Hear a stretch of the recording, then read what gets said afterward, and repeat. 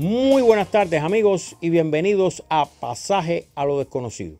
En la tarde de hoy cumplimos lo prometido la semana anterior.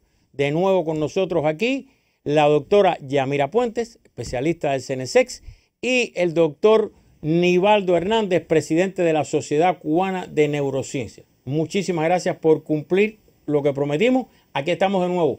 ¿Qué pasó la semana anterior? ¿Usted no lo recuerda? Vamos a verlo en pantalla. Hace algún tiempo transmitimos un programa donde nuestro querido amigo, el doctor Nivaldo Hernández, presidente de la Sociedad Cubana de Neurociencias y a quien consideramos parte de este espacio en este cuarto de siglo, estos 25 años que ya llevamos en el aire, nos dio una sugerencia. Él había elaborado una lista de 10 temas o razones por las que el sexo, su práctica, contribuye al bienestar humano y en especial al bienestar neurológico del ser humano. ¿Y qué sucedió? Que vino un aluvión de comentarios, opiniones, preguntas de ustedes, nuestros accionistas principales, como cariñosamente les llamamos, sobre esto que presentó el doctor Nivaldo. Entonces, ante tantos comentarios, preguntas, ¿qué decidimos? Pues invitar al doctor Nivaldo a que regresara y contestara algunas, imposible comentarlas o contestarlas todas, de las preguntas por ustedes enviadas. Y también hubo consenso de que casi todas, o la inmensa mayoría de lo que recibimos, eran vinculadas al tema de la sexualidad. Y por eso se incorporó, para bien de todos, otra invitada. Así que sin más, voy a presentar primero a la dama, la doctora Yamira Puentes, especialista del Centro Nacional de Educación Sexual, quien además ya ha estado aquí. Así que de nuevo, bienvenida a su programa, doctora. Muchas gracias por aceptar. Pues gracias por estar aquí, bueno, compartir con usted y con el profesor que Nivaldo. Está a su derecha el doctor Nivaldo Hernández, presidente de la Sociedad Cubana de Neurociencia. Entonces, presentados los dos, las reglas de juego. ¿Cómo vamos a hacer? Seleccionamos algunas preguntas, se las enviamos a ustedes con anticipación, las vamos a ir poniendo en pantalla y después ustedes las van respondiendo, comentando, debatiendo, como deseen. ¿De acuerdo? Sí. ¿Ambos de acuerdo? De acuerdo. Sí. Pues entonces, con su consentimiento, nos vamos a la primera pregunta. Esta la envía Yamilet Rodríguez Sotomayor. Dice, de la eyaculación precoz se ha estudiado sus causas desde las neurociencias. Ahí tenemos la primera. ¿Quién empieza? ¿La dama o usted, doctor? Le cedo a la dama Pues, doctora, adelante. El paradigma de la eyaculación precoz ha cambiado en los últimos 20 años.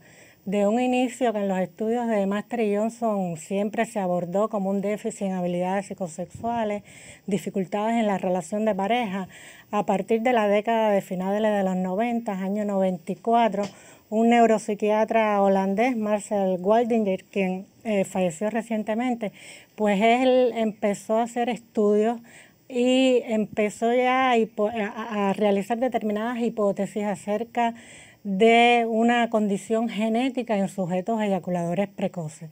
Porque él había hecho algunos estudios en los cuales padres e hijos ambos presentaban pues este tipo de, digamos, de capacidad de eyacular rápidamente, y a partir de ahí también con la aparición de los inhibidores selectivos de la recaptación de serotonina, que son un grupo de fármacos muy empleados en la psiquiatría para el tratamiento de la depresión y que se empezó a visualizar como una de las reacciones adversas el retardo eyaculatorio, pues se empezó a considerar, que los receptores serotoninérgicos, específicamente los 5-HT1 y 5-HT2, estaban muy involucrados en las causas de la eyaculación precoz. Hay un cambio hacia medicamentos, química y no tanto terapia para este tema de eyaculación precoz. ¿Es así? No. ¿Pastillas? No. Es un tratamiento combinado. No se renuncia a... Yo en lo particular nunca renuncio al tratamiento. No se renuncia, pero sí está muy de hecho la presencia de los receptores de serotonina. Y genéticamente tú puedes tener más o menos. Los eyaculadores precoces tienen esa dificultad, ¿no? tener menos receptores de serotonina, porque la serotonina retarda el proceso de esto. Por eso se usan inhibidores selectivos de la recaptación de serotonina. Que la vapoxetina es uno muy bueno, porque no tiene otros problemas que tienen otros inhibidores que generan otras reacciones secundarias. Tienen muy pocas reacciones secundarias. A ver, vamos por la primera pregunta. Le propongo pasar muy rápido a la segunda, que creo, vamos a ver qué pasa, pero vamos a la segunda pregunta. Esta la envía Sony Menéndez Acosta. Pregunta: ¿el sexo para las personas con discapacidad puede mejorar su calidad de vida y estado de ánimo? El profe habló en el programa anterior de los beneficios del erotismo, de las relaciones sexuales, de las endorfinas, de las dopaminas, de las sustancias que se liberan, que incluso hay varios estudios que hablan cómo realizar, tener coitos, ya en materia de coito, mejora la calidad de vida de las personas, disminuye el riesgo coronario, por ejemplo, y en personas con discapacidad o en situación de discapacidad, ¿qué ocurre? Que muchas veces se invisibiliza el erotismo de estas personas, se infantiliza el erotismo de estas personas, no se le da el derecho a disfrutar de su sexualidad. De su sexualidad, ya no estoy hablando solamente de erotismo, estoy hablando de sexualidad con todo el concepto que para mí engloba el tema de la sexualidad que tiene que ver con la intimidad, con el erotismo, con la reproductividad, con el placer.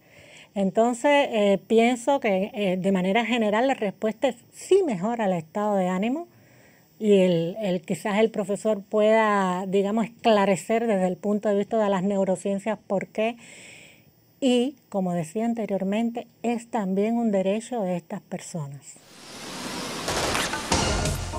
Efectivamente. Primero, el memorable programa del doctor Nivaldo, después un aluvión de preguntas y comentarios, y después el primer programa la semana anterior con los doctores, que también ha provocado muchísimos comentarios, debates, preguntas para bien de todos, creo, y en mi humilde opinión al respecto. Así que, sin más, si están de acuerdo, le propongo entrar en materia. Y continuamos con las preguntas que nos quedaban pendientes. ¿Están de acuerdo? Sí. Doctora, me preocupa cuando usted no dice algo. Sí, si me dice así, ya me preocupa. ¿Cómo se llama eso, doctor? Predisposición. Predisposición. Bueno, pero bueno, Cuba las mujeres mandan, ¿no? Como aquí mandan, ella no me dice nada, me quedo así. Así que, bueno, de acuerdo. De acuerdo. Entonces, vamos y continuamos con las preguntas que ustedes, nuestros accionistas principales, nos enviaron. Esta la envía Rolando Ramírez Rodríguez. Dice, sería bueno ampliar sobre las hormonas que se liberan y las estructuras del cerebro que se activan en las relaciones sexuales. Muchísimas gracias. Y aunque bien, de esto se habló la semana anterior, algo que haya quedado pendiente para no dedicar más tiempo de lo necesario o algo que quieran agregar sobre esto más que una pregunta, un comentario, ¿no? Que hace. A ver. Sí, las hormonas fundamentales son las que se liberan durante el acto sexual, durante la actividad sexual cualquiera. No tiene que ser el coito, sino cualquier actividad. Entre ellas se encuentran, por ejemplo, la prolactina y la oxitocina. La oxitocina, que se considera la hormona del amor y que, bueno, que es la hormona antiestrés más potente que existe.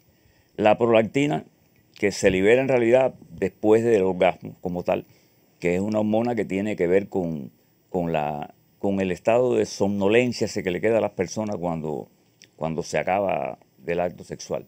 Y por eso el sexo mejora el insomnio, por ejemplo, gracias a esa hormona, la prolactina. Pero además de esas dos hormonas están los llamados neurotransmisores. La serotonina, que se habló en el programa anterior y que tiene que ver mucho con el retardo o el timing el tiempo correcto que debe tener la eyaculación, la serotonina. La dopamina, que tiene que ver mucho con el placer, las endorfinas y la noradrenalina, que tiene que ver con el estado de excitación. Son junto con las endorfinas, son todas las sustancias más importantes que existen. Activando círculos. Yo creo que es importante precisar que cuando se habla de neurotransmisores no se pueden ver aislados de las regiones cerebrales.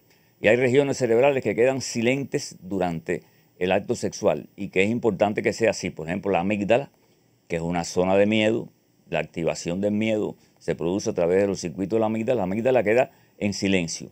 Y hay otras áreas que quedan activadas, inclusive hay zonas que tienen que ver con el dolor neuropático que tienen su ligera activación o su control durante el acto sexual.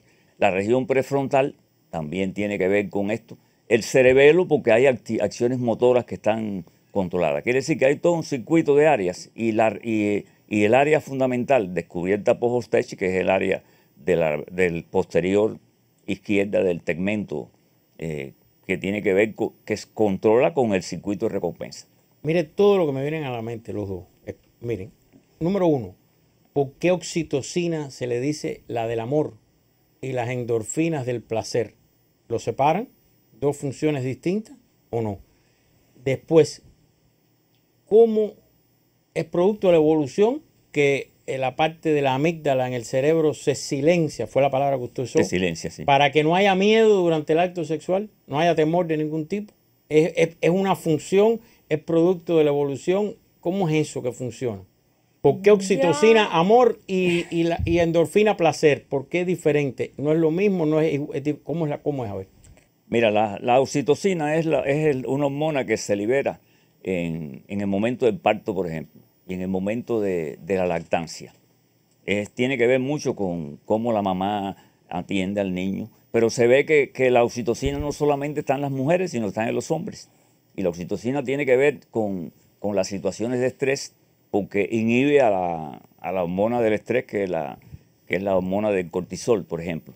Y entonces la oxitocina se transforma en la hormona más potente que hay, la bondad, compasión. Las personas bondadosas cursan con altos niveles de oxitocina y que bloquea a las personas iracundas, por ejemplo, que no tienen tantos niveles de oxitocina. Y eso sería, en ese sentido. Las endorfinas son exclusivamente para el placer, pero el placer en general, y el dolor. La analgesia que se produce cuando tú liberas endorfinas se ve mucho cuando, por ejemplo, una persona está haciendo una actividad física y se lesiona. Es al final que realiza que siente el dolor, porque el dolor se inhibe por esto. Y todos esos circuitos están relacionados, concentro en las áreas estas del tegmento, que es de donde salen los influjos de dopamina hacia el cerebro. A ver si yo he aprendido usted en todos estos años. La que produce placer cuando se come, por ejemplo, fíjese, estoy hablando de comer, son las endorfinas. Las endorfinas, sí. No la oxitocina. No la oxitocina. Entonces la endorfina tiene la función de que también comer genere placer. Sí, todos los placeres. Todos los placeres cursan por un circuito. Incluyendo un placer cultural, sí, ver una buena película. Ver una buena película o ver un juego. Ahí funcionan las endorfinas. Las adicciones. Las adicciones. Que aumentan los niveles de dopamina. Mira, el cerebro en su evolución, el placer es para potenciar las actividades que son positivas, ¿no? Que provocan bienestar. Entonces, el cerebro, si tuviera que crear un circuito de placer para la comida, un circuito de placer para la actividad física, un circuito de placer para cantar, un circuito de placer para pintar, no tendríamos espacio para acumular esos circuitos. Por lo tanto, se concentró en el circuito ventral tegmental, accumbens y región prefrontal, todos esos placeres. El sexo, inclusive, tiene relación con eso porque su centro fundamental, que está en la región posterior, tiene relaciones con ese centro ventral tegmental. Bueno, el tema de cómo se silencia la amígdala, ¿cómo es eso? Explícame. Se silencia porque, mira, hay dos actividades fundamentales básicas en el sistema nervioso, desde Pablo hasta aquí, hasta ahora. Excitación e inhibición. Los circuitos estos y la dopamina tienen dos efectos. Tiene efecto excitatorio y efecto inhibitorio, porque va a depender del receptor. ¿Qué pasa? Que en los circuitos de la amígdala, que los circuitos de la amígdala se silencian porque predominan en ese momento los circuitos inhibitorios. Mientras están la dopamina actuando a través del accumbens y la región prefrontal como elemento excitatorio, al mismo tiempo la dopamina está actuando inhibitoria en otros circuitos. Pero eso es para que nada obstaculice el placer. Exactamente. Y el acto que tú quieres. Y eso es producto de la evolución. Producto de la evolución, por supuesto. ¿Y en los animales igual? En los animales igual. Eso sí es totalmente biológico. Entonces pasamos a la próxima pregunta. Pasamos. Adelante. Esta la envía Imilka Guerra Manso. Dice, doctor Nivaldo, se dirige a usted, claro, usted hizo la famosa claro. lista. ¿Existe algún estudio que evidencie mayores beneficios sobre la salud entre hetero, homo o bisexuales? Muchas gracias por la pregunta y, bueno, se dirige a usted, se hizo la lista. Yo con lo que he revisado no he encontrado diferencia, porque además, recuerden que las 10 cosas que dijimos eran relacionadas con el bienestar, ¿no? Las cosas con que el sexo podía, o la actividad sexual podía ayudar al bienestar de la persona, a su salud en general. Y hay personas que son heterosexuales saludables, hay personas que son bisexuales saludables, hay personas que son homosexuales saludables y yo no he visto ningún estudio que lo correlacione, lo que no quiere decir que no se pueda hacer el estudio. ¿Algo sobre eso, doctor? No, plenamente de acuerdo con el profesor. Yo tampoco, dentro de lo que he revisado y de lo que conozco, he visto que se han realizado estudios comparados sobre ese tema. Pienso que también serían estudios muy difíciles porque, insisto, hay muchos elementos y muchas variables que habría que considerar y la primera de ellas que daría mucho trabajo precisar es qué es el erotismo para cada persona, cómo vamos a cuantificar el orgasmo, que para mí es algo que es imposible de cuantificar. Sí de cualificar, pero no de cuantificar. ¿Algo más sobre esto? Sí, bueno. Entonces hay consenso, a diferencia de los temas de la semana pasada que casi no había consenso. Qué bien. Qué bien o bueno, qué bueno que se logró el consenso. Entonces pasamos a la próxima pregunta. Sí. Adelante. Esta la envía Lucet Barrio Pi. Dice, hay un tema del que me gustaría que hablaran y es sobre la bisexualidad. Algo que se ve mucho hoy y de lo que no se habla prácticamente. Muchísimas gracias a Lucet Barrio Pi.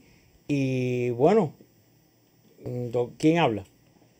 ¿Usted, doctor? ¿Empieza usted? Sí, cómo no. Sí. Mira, la bisexualidad, desde que yo me empecé a insertar en el mundo de la sexualidad, es también uno de los temas más interesantes y polémicos a los que yo me he enfrentado. Incluso cuando se hacen las campañas cubanas contra la homofobia y la transfobia, yo siempre digo que las personas bisexuales son, digamos, las que más, las más atacadas, las menos visibilizadas, porque pasa un fenómeno muy curioso desde mi perspectiva, desde mi práctica clínica, que es lo que hago, y es que muchas veces las personas homosexuales piensan que las personas bisexuales no se han definido bien en su orientación sexual. Y entonces las personas heterosexuales pues tampoco lo sienten insertados como en su grupo y entonces están como en un terreno de nadie y muy poco visibilizado, que realmente cuando yo recuerdo, a mí me gustan mucho emplear las terapias narrativas, les pido a las personas que me vienen a ver que me escriban. Y hubo un caso particular hace ya muchos años que me dijo, que él me comentaba y me decía, mire, es estar como Dios y con el diablo. Es decir, él me hacía ese que estaba en una posición y en otra posición y en otra postura. Y sucede que muchas veces, y es curioso, tienen parejas, viven en relaciones poliamorosas en las cuales aparentemente no hay ningún tipo de problema porque todas las personas del vínculo pues aceptan el vínculo. Sin embargo, la familia y la sociedad se encarga de estigmatizarlo, de apartarlo, por todos estos prejuicios que existen, pues se sienten como que desechados a un lado y a cada rato pues yo hago un llamado a que todas las personas, a veces les digo, mira, la persona que tiene que estar en consulta no eres tú. La persona que tiene que estar en consulta es todo el que te rodea, porque tú no tienes un problema. El problema es las personas que te rodean que no son capaces de entender que como seres como seres sexuados, somos seres potencialmente bisexuales. Eso es algo que no lo digo yo, eso lo dijo Sigmund Freud hace mucho tiempo, y que a veces en la cultura que nosotros tenemos, que es una cultura tan patriarcal, tan coitocéntrica, tan heteronormativa, salirse de esa heteronormatividad es juzgado. Pero salirse de esa heteronormatividad y no a veces encontrar el lugar que le corresponde causa mucho displacer, mucho distrés, causa mucha afectación psicológica en estas personas que sencillamente viven su erotismo, no su sexualidad, viven su erotismo de una manera diferente. Es bien interesante que hagan esta pregunta. Se toca muy poco. La bisexualidad yo veo que se toca muy poco. Incluso en investigaciones, el profesor casi todo el tiempo hace referencia a que la mayoría de las investigaciones en los temas de medicina sexual, de sexualidad, son en personas heterosexuales. Las investigaciones en los grupos de mujeres lesbianas o de hombres gay, de personas bisexuales, son mucho más escasos. Es decir, porque son poblaciones que a veces son prácticamente invisibles. Es digamos, la conclusión que yo puedo sacar cuando uno hace una búsqueda rápida en el Google académico y en estos buscadores donde uno pues busca, digamos, referencias basadas en evidencia científica, que es lo que uno trata de buscar. Esto es una pregunta muy interesante. El problema es que nosotros tenemos tanto el género masculino como el género femenino, tenemos los mismos aparatos hormonales y de neurotransmisores y las mismas regiones, aunque hay diferencias, ciertos dimorfismos sexual en ciertas áreas cerebrales. Operacionalmente todas existen esas potencialidades para que existan. Y entonces, por ejemplo, yo ahora recuerdo el experimento que se hizo para demostrar el área posterior del tegmento para el orgasmo. Y eso es para seres heterosexuales. Sería bueno repetir ese experimento con personas que es bastante sencillo, elementos bisexuales que estén de acuerdo en hacer el experimento, someterse a ese escáner de tomografía por emisión de positrones, que fue como se hizo, pero entonces con una pareja masculina y con una pareja femenina. Y tú ves qué áreas se forman. Hasta que no se hagan esas cosas así, no se va a poder encontrar, por ejemplo, la base biológica de esa situación. Pero más importante que la base biológica es cómo es el pensamiento de la persona bisexual, los impulsos, los sentimientos que tiene, el placer, cómo lo siente. Y entonces totalmente tiene todo el aparato biológico para producir las dos capacidades. Yo recuerdo que de muchacho yo veía muchas peleas de perros, cosa que no haría ahora. Y entonces yo recuerdo que los perros, antes de pelear, tenían actividad homosexual, si eran dos machos que estaban peleando. Y entonces esa cuestión a mí siempre me intrigó. Y es porque el placer del individuo puede ser gatillado por muchas cosas. Y en este caso, que sea gatillado por un hombre o por una mujer, es el caso del bisexual. Y no es una cosa. Yo estoy plenamente de acuerdo con ella en este sentido de que es un tema que es difícil de investigar, pero que debe investigarse para poder llegar a quitarle ese manto de pecado al individuo que sea bisexual. Otro tema más que queda, digamos, sin consenso o que todavía no hay una idea clara, ¿no? Sí. Por lo que veo. La respuesta fisiológica es la misma. Lo que yo pienso que debe de haber es un entendimiento por toda la población, una educación integral de la sexualidad, que entiendan que no todas las personas somos iguales en materia de orientación sexual, que hay personas que tienen orientación heterosexual, hay otras que son personas con orientación heterosexual, hay otras que son bisexuales, y si seguimos visitando el numeroso campo de las orientaciones sexuales, están entonces los asexuales, y entonces eso hay que respetarlo. Eso no se debe de juzgar, no se deben de establecer mitos o prejuicios en base a la orientación sexual que tiene una persona, porque pienso que eso en definitiva no nos conduce a nada. Entonces nos vamos a la próxima y última pregunta de la tarde. Adelante. Esta la manda Aldo Pereda. Dice, ¿qué consecuencias biológicas podría traer para las mujeres fingir durante el sexo? Bueno, muchísimas gracias a Aldo Pereda. Mujeres fingir, yo entiendo en la pregunta, cuando dice durante el sexo, durante el acto sexual. Entiendo que es eso lo que pregunta. ¿Quién responde? ¿Usted o usted? ¿La doctora? Adelante, doctor. Realmente, biológicamente, a esa mujer pues no le va a ocurrir nada desde el punto de vista biológico, pero desde el punto de vista, digamos, psicológico, pienso que cuando una mujer finge un orgasmo se está mintiendo a ella misma. Se está mintiendo a ella misma porque, insisto, que el placer sexual es un derecho y el placer sexual de la mujer es también su derecho. Y si una mujer está en una relación sexual con la persona que decida estar y tiene que fingir un orgasmo, entonces no está siendo sincera con ella, no está siendo sincera con esa persona, no está, además de no estar siendo sincera, está desaprovechando la oportunidad de sentir placer, que ya vimos que el placer proporciona, mejora la calidad de vida, mejora el estado de ánimo, ofrece una serie de beneficios, como ya explicó el profesor Nivaldo con anterioridad.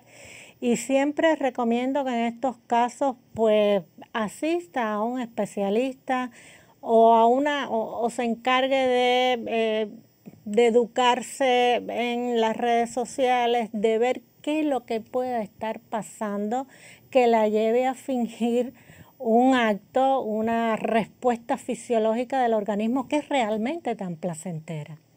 ¿Y puede ser que lo esté fingiendo conscientemente? Claro. No me refiero a que lo finge, sino que el propósito es fingirlo. Sí, puede pasar que el propósito... Mira, también hay algo, y es que no necesariamente en una relación de pareja o en una relación con uno mismo, el objetivo tiene que ser necesariamente llegar al orgasmo. Uno puede estar en un momento erótico sin llegar a un orgasmo y vivir ese momento erótico de manera muy placentera, ¿eh? Y la persona también puede decidir pues fingir el orgasmo para terminar más rápido o porque prefiere fingirlo y no decirle a la pareja o que está cansada. Es decir, puede haber miles de explicaciones. Para nada intento juzgar a una mujer que esté fingiendo el orgasmo, ¿no? Yo lo que le digo es que se ponga en contacto con su yo interno porque está perdiendo posibilidades de sentir placer y realmente tener un orgasmo es algo muy placentero. Entonces, pero desde el punto de vista biológico, que yo sepa, no hay ninguna consecuencia en fingir un orgasmo. ¿Este es un fenómeno exclusivo de mujeres? ¿El de fingir? Bueno, es más. Yo diría que es difícil, es más visible porque sí, el hombre, por ejemplo, para fingir un orgasmo le costaría, seguro. Digo yo que las causas que pueden llevarlo son exclusivas de mujeres, o puede ser, digamos, que con el uso de dispositivos protectores un hombre pueda fingir también o no, sí. Pregunto, no sé. Claro, lo que en el hombre, sí, digo, por la experiencia clínica de ustedes. La experiencia clínica de ustedes. Sí, la pregunta está bien interesante.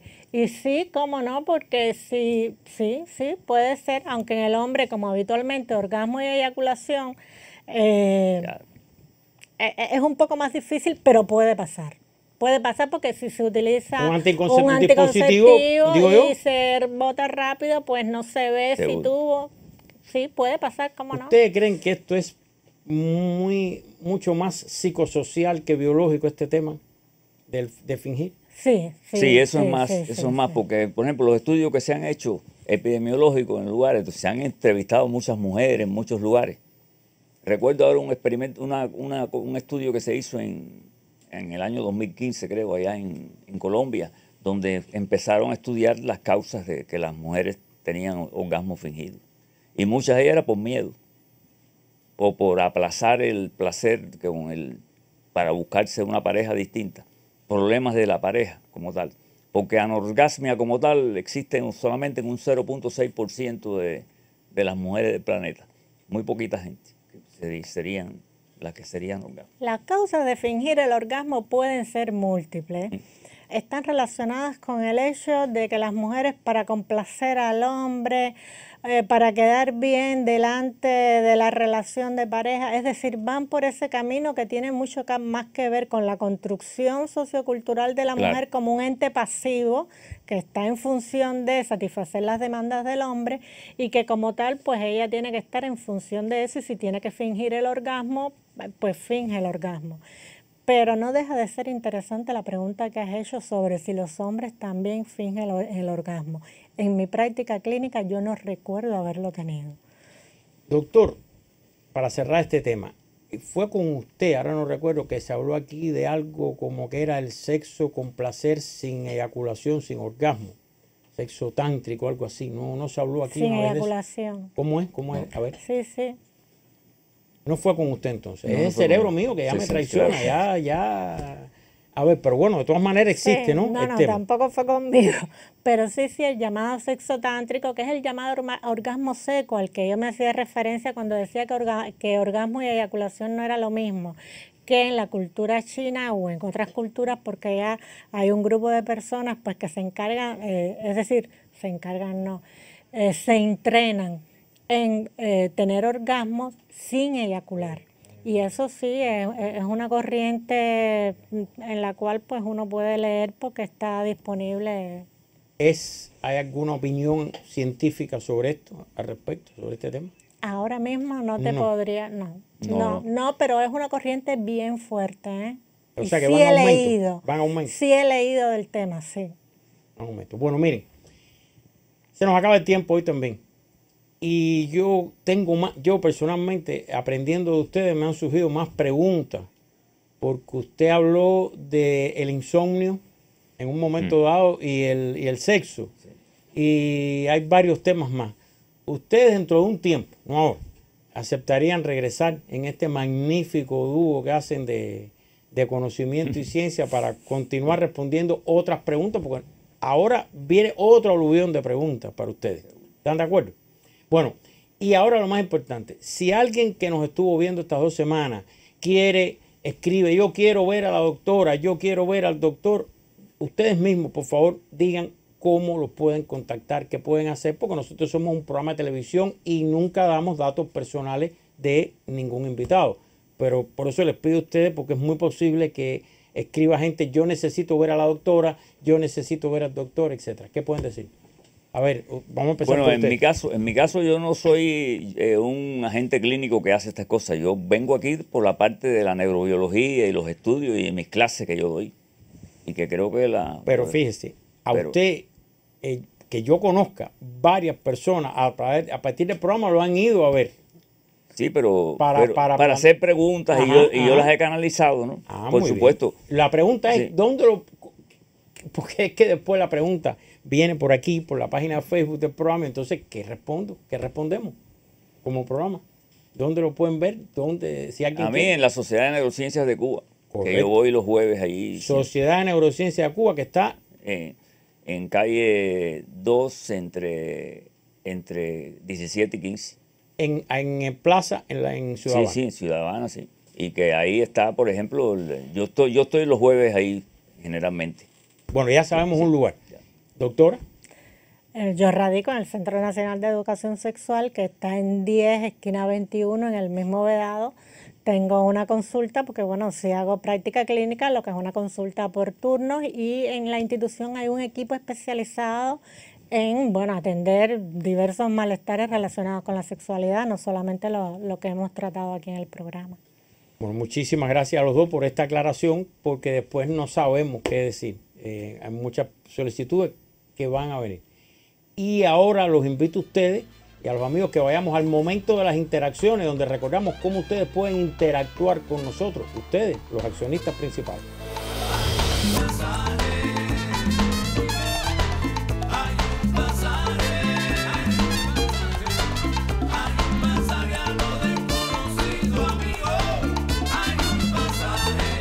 y como ven, siempre dejamos para el final el programa de Radio Rebelde, porque los espero nuevamente, ya estuvieron, en el programa de Radio Rebelde, sábado 12 y 15 del mediodía.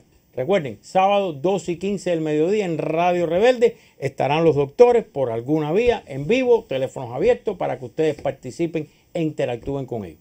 Entonces ahora, reiterarles, muchísimas gracias por estas 2 semanas de conocimiento, de aprendizaje con ustedes, de buen debate e intercambio en los temas que lo llevan y en otros que no, que hay más consenso, pero muchísimas gracias a los dos. Y doctor, siga teniendo estas iniciativas, que mire qué buenos frutos dan después. Y ustedes, amigos, solo me resta, como cada semana, invitarlos a que esto sea solo un inicio, para que usted lea, escuche, vea, alimente su cerebro, para que al final, como siempre le pido, saque usted sus propias conclusiones. Buenas tardes. A pesar de que el cerebro ha desarrollado una respuesta de miedo para mantenernos alejados del peligro, está dotado de un fuerte impulso básico sexual para preservar la supervivencia de la especie. Tener un orgasmo es una de las experiencias humanas más impactantes. Es emocionante poder comenzar a entrar sigilosamente en la mente y descubrir exactamente cómo el cerebro produce ese éxtasis incontenible. En los Países Bajos, el doctor Gerd Holstech está siendo pionero en la investigación sobre el sexo. Por primera vez se conoce qué sucede en el cerebro del hombre y la mujer durante el orgasmo. Hace 15 años era imposible, pero en la actualidad, con las nuevas técnicas de imágenes cerebrales, es muy probable ver lo que está pasando. Para averiguarlo, necesita parejas voluntarias. El hombre o la mujer accede a ser inyectado con un oxígeno radioactivo y luego a ser estimulado por su pareja hasta llegar al orgasmo. Mientras esto sucede, el voluntario está acostado manteniendo su cabeza dentro de una máquina de imágenes en 3 dimensiones denominada Scanner PET. El escáner PET mide solo el flujo sanguíneo, se mide la cantidad de sangre que fluye hacia diferentes partes del cerebro. El cerebro está compuesto por muchos kilómetros de vasos sanguíneos. Cuando las células del cerebro están trabajando, necesitan recibir mucha sangre cargada de energía y rica en oxígeno. Cuando están en reposo, sus requerimientos disminuyen. Podemos ver qué partes del cerebro intervienen en el proceso de eyaculación u orgasmo. Aparte del desafío que enfrentan los voluntarios para tener un orgasmo en las instalaciones de un laboratorio, también hay restricción de tiempo. El contraste de oxígeno tiene una duración de solo 2 minutos. Es complicado tener un orgasmo en estas circunstancias. En cualquiera de estas circunstancias, la gran mayoría de los seres humanos tienen relaciones sexuales en privado, diferente a lo que ocurre con casi todos los animales. Afortunadamente, 11 hombres y 13 mujeres lograron el objetivo en el momento oportuno. Lo que este experimento novedoso reveló fue la increíble diferencia entre la actividad cerebral del hombre y la mujer durante el acto sexual. El resultado fue verdaderamente sorprendente. Cuando se observa el cerebro masculino durante la eyaculación o el orgasmo, pueden verse diversas partes activadas. Durante el orgasmo masculino, la sangre fluye a borbotones hasta la parte superior del tallo cerebral. Además de ser una de las partes más antiguas del cerebro humano, es el área que controla la liberación de dopamina en el cerebro. La dopamina es un tipo de hormona catalogada como neurotransmisor. Los científicos saben que la dopamina produce sensaciones muy fuertes asociadas con el placer. Lo que parece estar claro es que la dopamina se libera en momentos antes de comer, tener relaciones sexuales y consumir drogas. No se limita a ser un químico del placer, es también un químico de la anticipación. Estás teniendo una inundación de dopamina. La dopamina es el mismo químico que se activa cuando se siente la euforia que origina la cocaína y otras drogas estimulantes. Por eso es una experiencia irresistible de éxtasis y energía.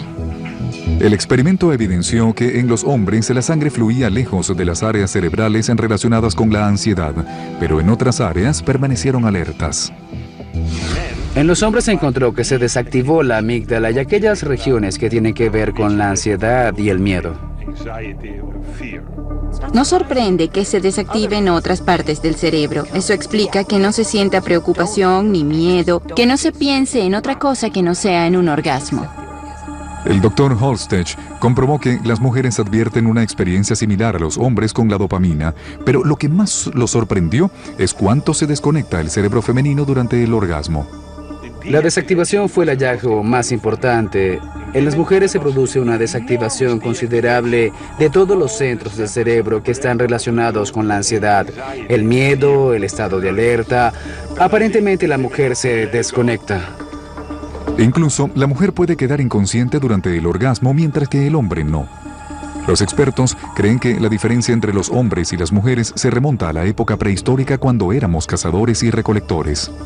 Esto puede tener un propósito evolutivo. Durante millones de años tuvimos sexo en las praderas africanas rodeados de peligrosos animales que merodeaban. Alguien tenía que estar completamente alerta para saltar, correr o defender al grupo. Es lógico que hayan sido los hombres. Por eso el cerebro de las mujeres tendía a desconectarse más que el de los hombres. El Dr. Holstech espera que para futuras series de pruebas pueda incrementarse el tiempo en el que se monitorea lo que sucede en nuestros cerebros durante el acto sexual.